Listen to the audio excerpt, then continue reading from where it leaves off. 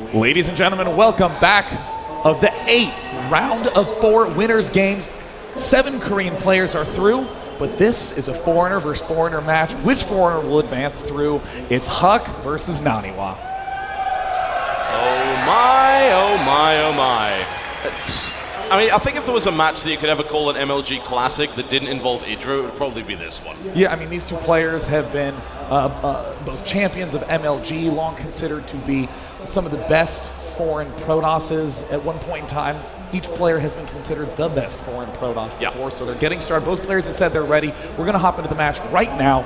It's on Bell, Sheer, Vestige, Protoss versus Protoss between 2 MLG gold medalists.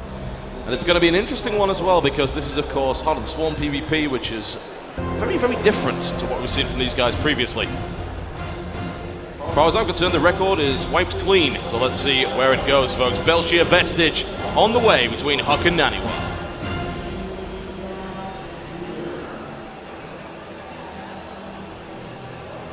Well, both players have spawned, so let's go ahead and introduce who they are.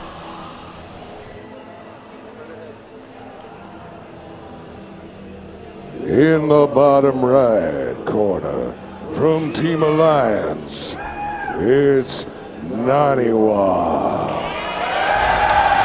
And in the top left corner, from Team Evil Geniuses, it's Huk. Now, the last time we saw these here 2 Protoss scum was back in the winter of 2012. You know what I say? Hell, it's about damn time.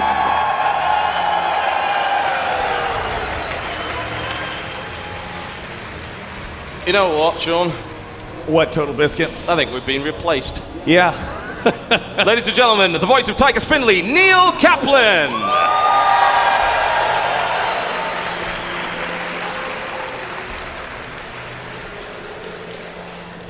Well, hopefully my voice will be hoarse enough by the finals day that I have that nice, deep, grumbly baritone, but until then, I'll just continue sounding silly. I can get you back at 20 if you need them. So it looks like Huk is actually going to be going for the early double gas. Naniwa going for the single gas. When you go for double gas, you can't quite afford to build probe number 18. Excuse me, probe number 18. So we oftentimes see core on 17 out of players who do this, or just a delayed core in general. But out of Naniwa, it looks like we'll be seeing an instant cybernetics core. All right. Well, the interesting thing about this matchup now, of course, is the addition of the Mothership core. The fact that the standard kind of 4-gate play that we saw in Wings of Liberty generally doesn't work as well anymore.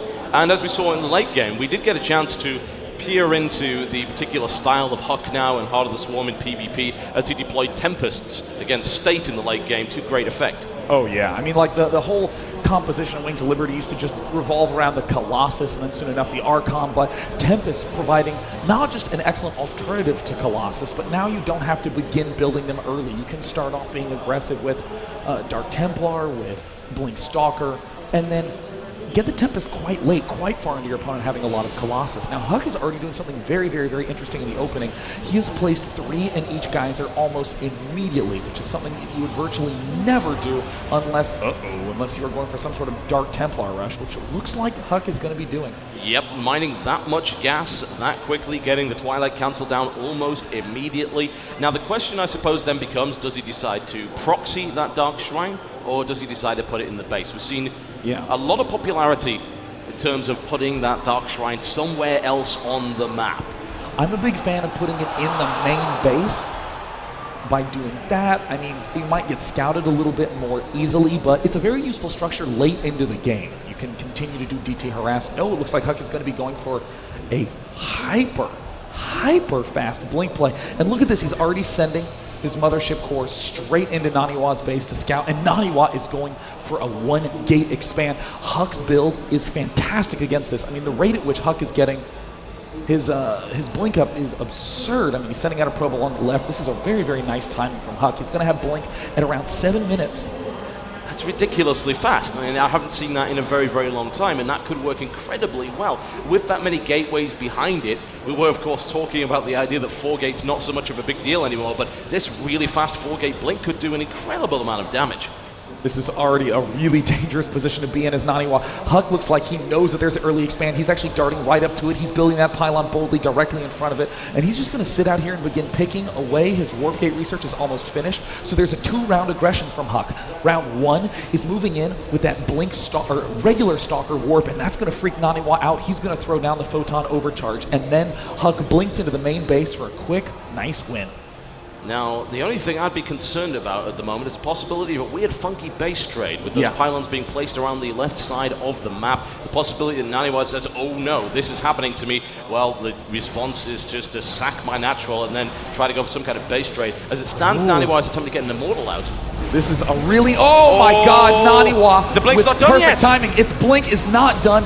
Naniwa waited until he had 3 force fields and then moved in, picking off a lot of those stalkers. So even though Huk did get a pretty nice photon overcharge at a pretty early time, he's not going to have that many stalkers for this blink play. I mean, Naniwa's timing is amazing. Naniwa actually skipped observers and is going straight in. And look at this. Naniwa's building pylons in Huk's base. This is already absurd right now, and here it comes. The engagement coming in from Huk as he tries to engage right there, but right now he's trying to deal with what's in his base as well. He's going to have to deal with that, and Naniwa trying to chase those away. He's able to do so, and at the moment it is already madness. With Huk attempting to defend with Zealots, he's going to be able to clean that up. Gosh, that is a brilliant series of moves there by Naniwa. I mean, he only has 2 gates and a single robo, but he correctly identified what his opponent was doing. Correctly went straight for the immortal without going for the observer, and suddenly Huk doesn't really have any opportunity to break in. So it looks like Huk is going to transition into Zealot Sentry and try to bust the front. All right, well, let's see how this goes for him. The Mothership Core starting to pick away at Naniwa's immortal there. We'll have to get out of there. Last thing he wants to do is to lose that. Oh, Time Warp goes down to save it. It was 200 energy on that Mothership Core. He did not want to lose that. They're able to get out of there. Now as we see the sentries moving into position, and still a big army from Huk, but the fact of the matter is that natural has been mining. Not a huge amount, there's only 5 probes on the mineral line, but it is there. And here we go, the immortal trapped in there, almost immediately is going for it. The Zealot's trying to get a connection on here. The second immortal trapped in the back, it's not going anywhere right now. Great focus fire coming in right here from Huk, as Naniwa attempts to desperately defend. Third immortal is getting focused down here. The sentries doing what they can. Is there enough? There isn't enough. Naniwa's stunning defense manages to keep him alive again, but in about 30 seconds, that photon overcharge is going to evaporate. So it looks like Huk is trying to find an opportunity to get in there and pick off that immortal, but a second one is done. Naniwa with just 2 gates and spending all his chrono boosts on his robo facility means that he is getting an immortal up every 37 seconds, so he can get those up in big numbers. Huk needs to make a gigantic play right now. Well, Huk's trying to get a lot more Zealots on the field instead of trying to get out Stalkers to deal with those Immortals. He's going in for the engagement right now, trying to get good target fire. The force field goes down, nicely protecting those Immortals. There's not enough Zealots here for Huk. It's not going to be enough to break this at all. Naniwa breaks out, smashes that Stalker offensive, and at this point, Huk's army is in absolute shambles. There was very little left, and a great hold again from Naniwa. It's a very low econ game, both players still hanging under 30 probes. We're seeing that those warpins in the main base are just ripping the probe count apart. Oh my god, Naniwa taking out so many workers. I mean, Huk needs absolutely all of his warpins devoted to the front line, but he can't do that. Naniwa slowly adding in probes, getting another Mothership Core, and in fact, very boldly getting an observer in this position, realizes how far ahead he is, and right at the moment when Huk is starting to think, finally, I'm getting a little bit of an ease-up moment, 2 more Zealots waltz right in. Naniwa is playing this so smart, it beggars belief. A lesser player, GG, doesn't even get the chance to finish that sentence. Naniwa absolutely crushing Huk in the first game. Very quick attempt at the one-base blink play. Naniwa evidently not concerned. Really smart decision making there.